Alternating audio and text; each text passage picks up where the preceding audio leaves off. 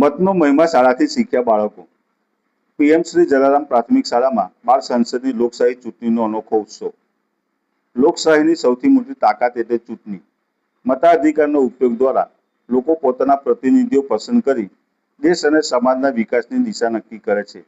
લોકશાહીના મહાપર્વનું મહત્વ નાની ઉંમરથી જ વિદ્યાર્થીઓ સમજી શકે તેવા ઉમદા હેતુ સાથે કરજણના નવા બજાર વિસ્તારમાં આવેલી પીએમ શ્રી જલારામ પ્રાથમિક શાળા ખાતે બાળ સંસદની ચૂંટણી જીવંત આયોજન કરવામાં આવ્યું હતું. શાળામાં ચૂંટણી પંચની જેમ સંપૂર્ણ ચૂંટણી પ્રક્રિયાનું આયોજન કરવામાં આવ્યું હતું. જાહેરનામું પ્રસિદ્ધ, ઉમેદવારી ફોર્મ, ચકાસણી, પ્રચાર અભિયાન અને મતદાન સુધીની તમામ પ્રક્રિયાઓ વિદ્યાર્થીઓને પ્રાયોગિક રીતે સમજાવવામાં આવી હતી. મતદાન માટે અલગ પોલિંગ સ્ટાફ, મતદાન મથક અને બેલેટ પ્રક્રિયાની પણ વ્યવસ્થા કરવામાં આવી હતી. ધોરણ 3 થી 8ના વિદ્યાર્થીઓએ ઉત્સાહભેર ભાગ લીધો હતો. શાળાના વિવિધ વિભાગોના કુલ 8 ઉમેદવારો માટે આજરોજ મતદાન યોજાયું હતું. આ કાર્યક્રમનો મુખ્ય હેતુ વિદ્યાર્થીઓમાં લોકશાહી મૂલ્યો, મતાધિકારનું મહત્વ અને જવાબદાર નાગરિક બનવાની ભાવના વિકસાવવાનો હતો. વિદ્યાર્થીઓએ પણ ચૂંટણી પ્રક્રિયામાં સક્રિય ભાગ લઈ લોકશાહીના પાઠને પ્રત્યક્ષ રીતે અનુભવ્યો હતો. શાળાના આ અનોખા પ્રયાસને વાલીઓ અને શિક્ષક વર્ગ દ્વારા પણ સરાહના મળી રહી હતી. બાળપણથી જ લોકશાહીના સંસ્કારનું સિંચન કરતો આ કાર્યક્રમ વિદ્યાર્થીઓ માટે યાદગાર રૂપ બની રહ્યો છે.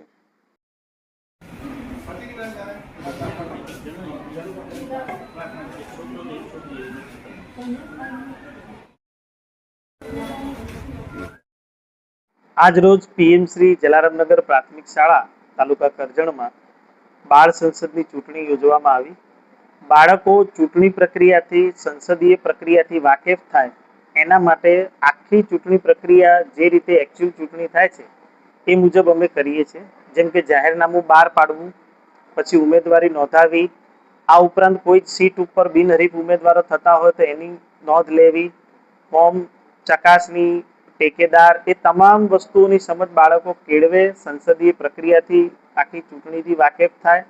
એ થઈને આજ રોજ તારીખ 11/7/2026ના રોજ શાળામાં મતદાનનો દિવસ છે. શાળામાં ધોરણ 3 થી 8માં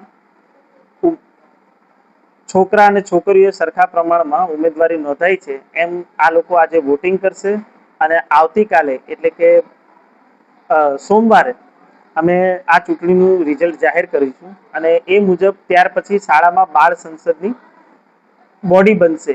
આ એસએમસી જેવી જ બોડી છે અને શાળામાં થતી વિવિધ પ્રવૃત્તિઓ માટે વિદ્યાર્થીઓના પ્રતિનિધિઓ આપણે તૈયાર કરીએ છીએ અને બાળકોમાં નેતૃત્વના ગુણો ખીલે. સાંસ્કૃતિક પ્રવૃત્તિઓ છે કે મેનેજમેન્ટ છે કે વ્યવસ્થા છે કે સ્વચ્છતા છે, મધ્યાહન ભોજન સમિતિ છે, એ આ તમામ ઉપર આ બાળ સંસદ પણ નિગરાની રાખતી હોય છે અને એને નિયમિત કરવા માટે સૂચનો એ આચાર્ય અને શિક્ષકો સુધી આ બાળ સંસદ મારફત પહોંચતા હોય છે, જેથી વહીવટ સુદ્રઢ બની શકે. કેટલા વિદ્યાર્થીઓ અભ્યાસ કરે? અહીં અત્યારે હાલ 629 જેટલા વિદ્યાર્થીઓ છે. હજી એડમિશન ચાલુ છે.